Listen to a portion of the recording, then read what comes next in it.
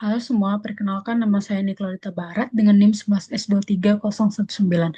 Pada kesempatan kali ini saya akan menjelaskan hasil pengerjaan modul praktikum 5, yaitu pengembangan aplikasi mobile yang berfokus pada implementasi sistem authentication dan optimasi fitur pada aplikasi to-do list.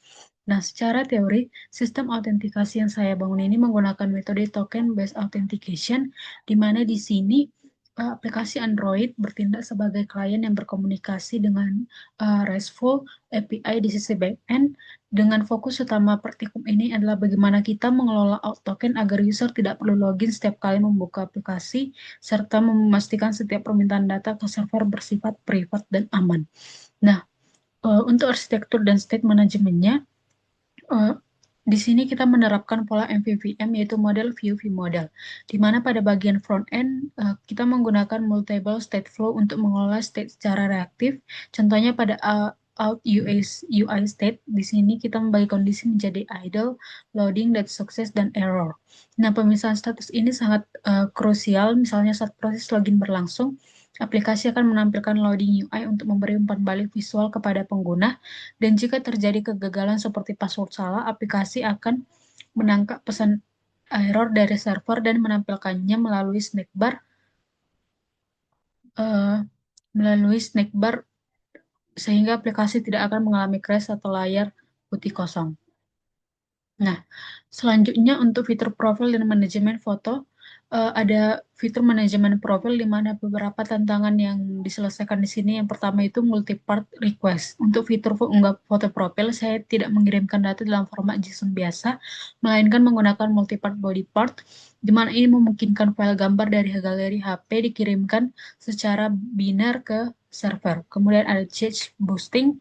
Untuk masalah klasik pada aplikasi mobile adalah gambar yang tidak berubah meskipun sudah diunggah ulang karena tersimpan di memori cache. Nah, di sini kita mengatasinya dengan menambahkan timestamp dinamis menggunakan sistem current time list pada URL gambar. Ini memaksa pustaka file untuk mengunduh ulang foto terbaru dari server. Nah, kemudian siklus token sesuai dengan protokol keamanan ketika pengguna mengubah kata sandi, token akses lama akan otomatis dianggap tidak valid oleh server. Oleh karena itu, di sini kita menambahkan logika agar aplikasi langsung mengarahkan pengguna kembali ke halaman login untuk mendapatkan sisi baru yang aman. Nah, selanjutnya fitur penting lainnya itu ada paginasi. Nah, disesuai dengan instruksi tugasnya di sini aplikasi tidak memuat seluruh data to do sekaligus untuk menjaga performa. Nah, aplikasi hanya memuat 10 data awal eh, pada saat pertama kali dibuka. Nah, saat pengguna melakukan scroll ke bawah dan mencapai batas tertentu, aplikasi akan mendeteksi posisi tersebut dan secara otomatis memanggil halaman berikutnya menggunakan parameter URL, query page, dan per page. Nah, ada juga fitur urgency level high, medium, low yang tidak hanya tampil sebagai label warna, tetapi juga dapat diurutkan dan difilter untuk memudahkan pengguna dalam memprioritaskan tugas mereka.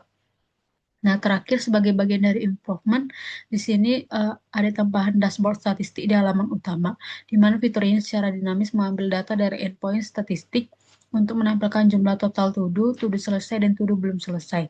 Nah, hal ini memberikan ringkasan cepat kepada pengguna mengenai produktivitas mereka.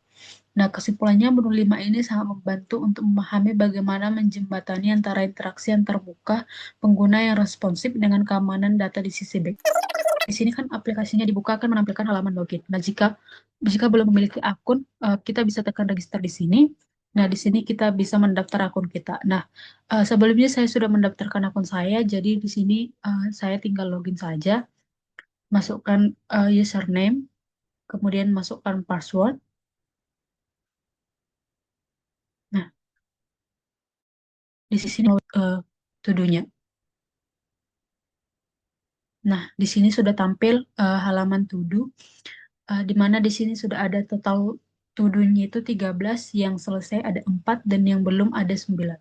Nah, untuk melihat list to-do-nya bisa kita tekan untuk menu daftar to-do. Nah, di sini dia diprioritaskan berdasarkan high, medium, dan low. High itu di ada paling atas. Jika ingin melihat yang bagian high saja, bisa kita tinggal tekan high di sini. atau ingin melihat bagian medium bisa tekan di sini, atau untuk melihat bagian low saja bisa tekan di sini. Di sini juga bisa kita melihat uh, to-do yang belum selesai, to-do yang selesai bisa dilihat di sini, dan to-do yang belum bisa juga kita lihat di sini. Nah, di sini kita juga bisa mencari berdasarkan ID-nya. Misal di sini kita mencari O, kita tekan huruf O, maka di sini akan muncul to yang memiliki huruf O. Atau misal di sini kita cari Duolingo. Nah, di sini akan muncul to dengan judul Duolingo. Nah, di sini saya kan menunjukkan bagaimana cara menambahkan to. Nah, di sini kita tinggal tambah. Nah, pada halaman tambah to ini ada memilih cover, title, description, dan tingkat urgensinya. Misal di sini kita pilih cover, kemudian kita masukkan title-nya itu belajar PAM. Kemudian deskripsinya PAM 1 sampai 5. Dengan tingkat urgensinya itu high, kemudian kita simpan, maka dia akan loading dan berhasil menambahkan data to do. Nah, di sini bisa kita lihat dia itu muncul paling atas sesuai dengan prioritasnya high, yaitu belajar PAM 1 sampai 5. Kemudian untuk mengubah to-do-nya itu bisa kita tekan misalnya belajar PAM di sini. Di sini akan muncul detail to do. Pada detail to do ini kita bisa mengubah covernya. Nah, misal kita ubah cover menjadi ini. Nah, kemudian simpan cover, maka dia berhasil mengubah cover to do-nya. Nah, di sini sudah terubah.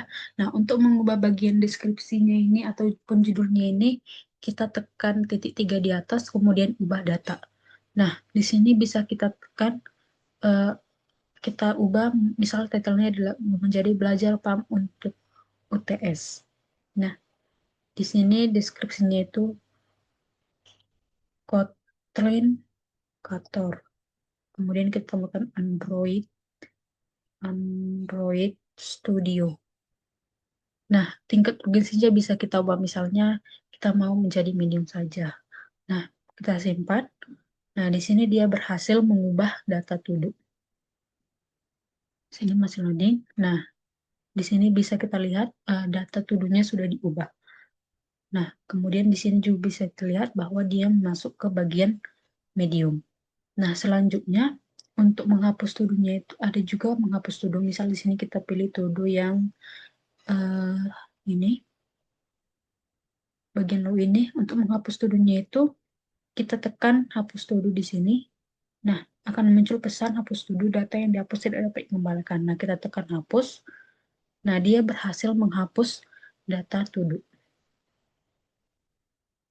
Nah, di sini tidak muncul lagi data to do-nya yang tadi.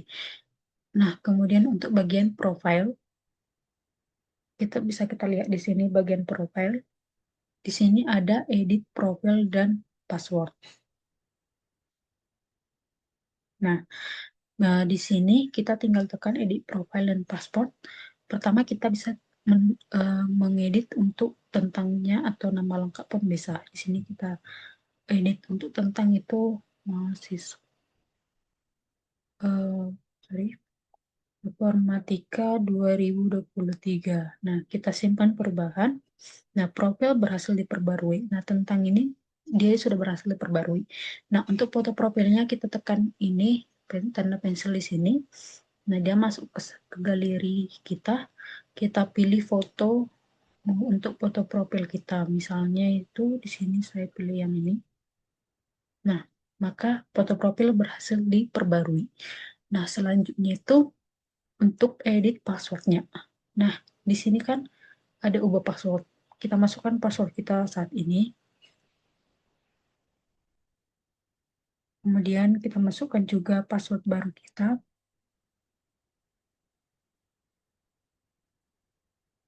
Nah, simpan perubahan. Nah, profil berhasil diperbarui, dia akan masuk ke halaman login karena password sudah berubah. Kita masukkan kembali dengan password yang sudah berubah, masukkan username dan password yang sudah berubah. Kita login. Nah, dia akan masuk ke halaman to do. Nah, bisa kita lihat di sini profil, daftar to-do, dan di sini ini diambil dari data dari daftar to-do ini ya. Ada 13 totalnya, 4 selesai dan 9 yang belum. Sekian dari hasil presentasi saya. Jika ada kesalahan kata, saya mohon maaf. Terima kasih.